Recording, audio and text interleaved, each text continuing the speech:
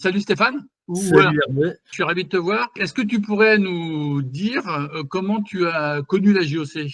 Ouais, en fait, je l'ai connu par le prêtre qui m'avait fait le catéchisme quand j'étais un enfant.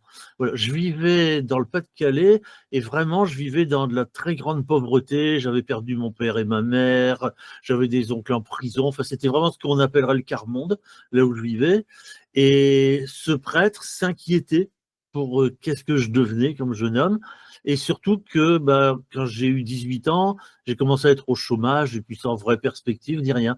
Et il m'a invité au Festival pour l'emploi. C'était en 1983. Il y a eu 30 000 jeunes qui se sont réunis pour dire au gouvernement: Eh, messieurs, dames, pensez à nous, on a besoin d'emploi, on a besoin de boulot pour notre dignité. Cette rencontre avec la JOC, qu'est-ce qu'elle a changé pour toi dans ta vie? Dès le début, j'ai été regardé comme une personne.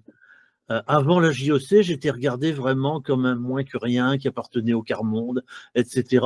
Et là, d'un seul coup, je me retrouvais avec des jeunes de mon âge pour qui j'étais quelqu'un. Et donc, je crois que c'est par la JOC que j'ai appris à me regarder comme une personne. Très, très vite, on m'a demandé beaucoup de responsabilités. 3, 4 ans après 1983, j'étais président de mon département, on va dire, et j'avais un aumônier qui était à mi-temps avec moi pour m'aider à me structurer. Cette fois-ci, on me regardait plus seulement comme une personne, mais on me regardait comme une personne importante. Et ça a vraiment tout changé dans ma vie. Est-ce que tu aurais des souvenirs marquants de ta vie de JOCiste?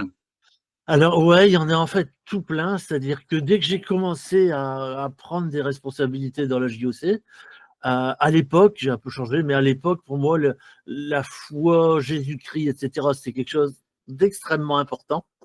Et je me rappelle qu'on avait des temps où on faisait parler les jeunes sur ces choses-là.